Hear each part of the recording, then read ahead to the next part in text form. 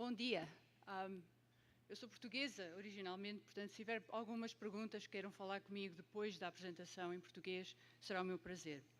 All right, I'm Portuguese, so, or was Portuguese until recently. I'm going to be talking about why we all have to be here together and why we need to be working with each other and standardizing strategies for controlling Aedes and arboviral diseases in general. And this was work, actually, I've started a long time ago, and so my first slide is a progression in time, funding and support, and really the people that have been able to guide me and organize my thoughts. In particular, Sébastien Marcombe, right here, a prior student of Vincent Corbel, that really opened my eyes to insecticide resistance and its importance.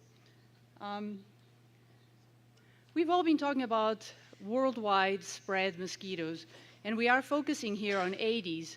But the fact is that there's really four different groups of species that have spread across the world. And the first one was really Culex. Culex pipiens, particular form molestus, and Culex quinquefasciatus were the primordial expanders, and had been expanding across the world for thousands of years, research that I've been doing for a long time. We don't know exactly when they started. We know that they have been spreading because we have evidence of that.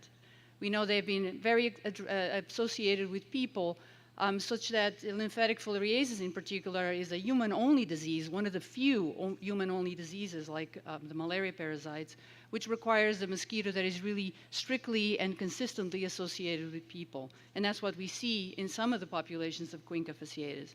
And this group of species really emphasizes how complex the environment and our notion of species actually becomes when you have invasive populations.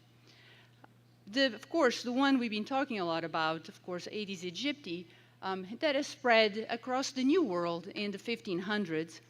Then more recently, Aedes albopictus, which expanded starting in the 1960s, although it had already arrived in Hawaii in the late 1800s. So again, some sort of mystery about how it spread. And then more recently, and by no means I am saying that this mosquito is an important arboviral vector yet, it is, however, a really good study and case, and that is Aedes japonicus, a mosquito that only started spreading across the world in the late 1900s. And so I'm going to talk about sort of the overall view of expanding mosquitoes and what each of them teaches us about how to control arbovirals. And this is because invasive mosquitoes really are the primary drivers, as we've heard, and I don't have to belabor this, as we've heard of all the emerging and re-emerging arboviral diseases. And really, basically, two mosquitoes, Aedes aegypti and Aedes albopictus, and of course, the Culex pipiens complex for the encephalitis. Why? Well, we've talked about that. The invasive mosquitoes are widespread, they're abundant, and that's because they exploit human environments. Now, it takes a special kind of mosquito, and it takes a special kind of circumstances for a mosquito to be able to exploit human environments because we're messy, we're dirty, and it's sometimes difficult for mosquitoes to be able to survive in our conditions. But these few mosquito species have been able to do that, and they become synanthropic or domestic, like our domestic cats and dogs. We have our domestic mosquitoes. They spread associated with people, which is why they have been expanding across the world, and not just across the ocean, but actually once they arrive in a particular location, they're still continuing to be moved by people. And so we have some evidence of that. I have a poster out there called Hitchhiking, the Hitchhiker's Guide to Invasion, that really details the work we've been doing for the last 16 years since we started working on Japonicus. There's lots of food in containers that mosquitoes find associated with us, which allows them to grow for large numbers. And also, in general, the kind of artificial environments these mosquitoes are spreading in have no predators. They have very few parasites, and each other are actually their biggest competitors. So these are great environments. Also, because they are associated with people, they obtain food from humans. And finally, so we've actually seen the evolution of odor reception, where mosquitoes such as Aedes aegypti has a specific ability to identify our own individual human smell. Also, we see, and there's some, especially with chikungunya, some spectacular example of adaptation of a virus to an abundant vector. When chikungunya found itself in the presence of very abundant Aedes albopictus in the Réunion and the Indian Ocean Islands, it was able, quote unquote, so it was a selection towards evolving the ability to be transmitted by Aedes albopictus. A single base pair mutation was able to do that. So the combination of abundant infected mosquitoes that bite people leads to epidemics. It's really not complicated. Unfortunately, it's sort of happening more and more. And so we're seeing a tremendous impact of arboviral diseases. So, but how does insecticide resistance come into the picture here? So we have globalization, and we're here in a meeting about insecticide resistance. So there's a few ways, really two primary ways and one conclusion that comes out of this. So how does global movement of mosquito vectors affect the ability of controlling, in particular, how does it affect insecticide resistance? Well, for one thing, it can be hard to distinguish between failure of control, and so presumptive insecticide resistance, and simply a separate introduction of the same species of mosquito. On the other hand, you can have adaptation to polluted environments being a preemptive, a precursor, a beginning of adaptation to direction to insecticide resistance. A really interesting paper showing that tire leachates, used tires, which are one of the primary ways in which mosquitoes are moving across the world, are actually not the greatest of environments. Several of the chemicals that are leaching out of the tires are a toxin that the mosquitoes that live in them have upregulated P450s, which means that once a mosquito eclodes from water in a tire, it already has the beginning of insecticide resistance, which can then be selected further. We also have introductions of populations with insecticide resistance genes. And this is where it gets, we have a tendency to expect that once a species is present, it's there. But the fact is, and in many ways, it's part of what I'm going to be talking about, is sometimes difficult to be able to separate or even identify a new introduction if the species is already present, because it's easier to say, oh, wasn't there, it's now there. But we're going to talk about that a bit more. But in the converse, how does insecticide resistance affect the likelihood a mosquito species will become a global invader? Well, for one thing, it's sort of the same question. Insecticide resistance allows the ability to survive in human environments. So if you already have an insecticide-resistant population, especially with something like upregulated esterases or P450s, it may more easily be able to exploit the polluted domestic environments, the kinds of containers we're providing, which, as I mentioned, have a lot of food. So there's quite a bit of selection to do that. And also, you can have insecticide resistance drive selection because it allows for bottlenecks. It's selecting for a particular trait can end up, in a way, kind of inevitably, it allows for adaptation to new environments. And finally, really the only way we can have a way of predicting the movement and sort of the insecticide resistance spreading is if we have a good understanding of pathways. So the only way we can predict what kind of insecticide resistance may arrive at our shores is to be able to understand the globalization of these mosquitoes. And that's really what I'm going to be focusing on. So as I mentioned, the ultimate, to me at least, the invasive mosquito is the Culex pipiens complex.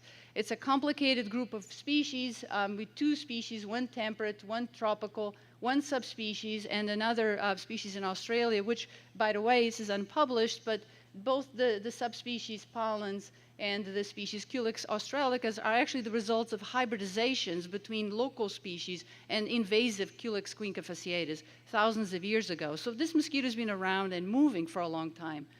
What that means is that it can be complicated, and of course we also have molestus. So it can be complicated to understand the expansion of a mosquito like Culex quincafasciatus.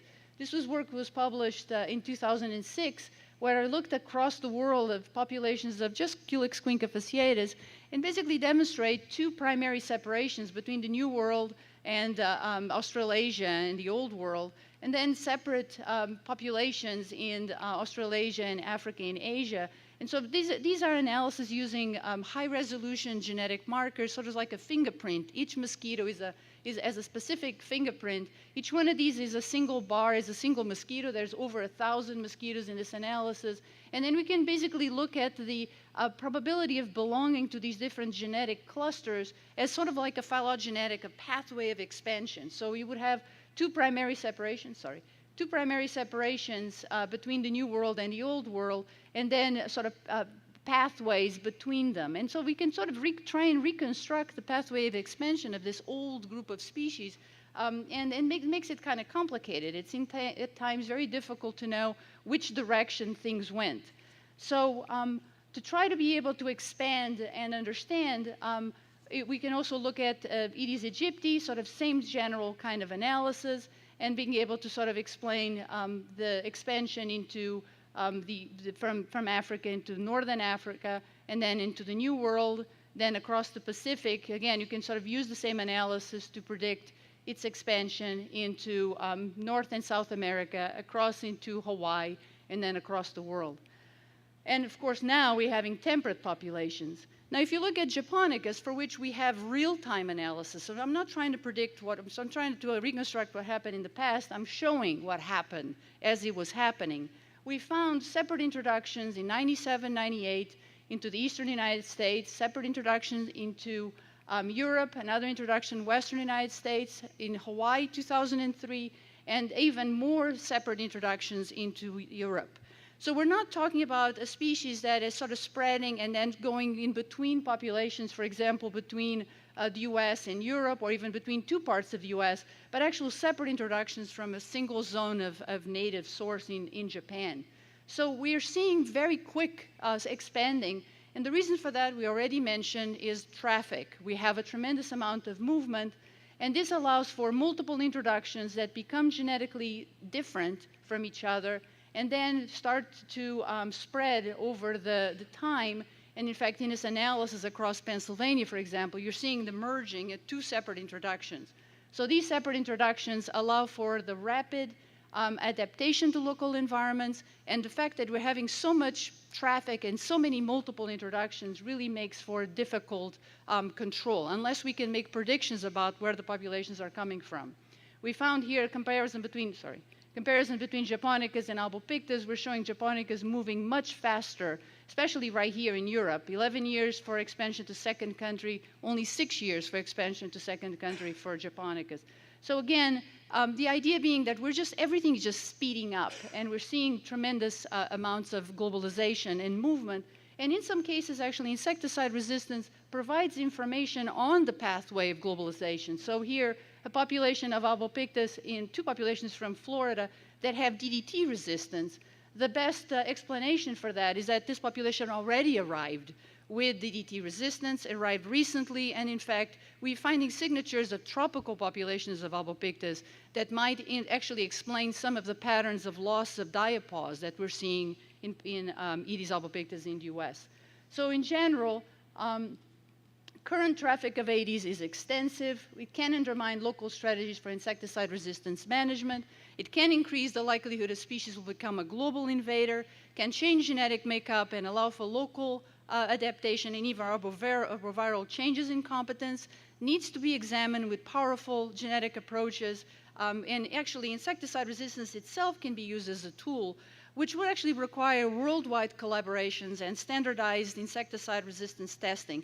Really, we need to be able all to be on the same boat so that we can say if a population, where it came from, how is insecticide resistance being managed, and how it can impact our local populations. Thank you.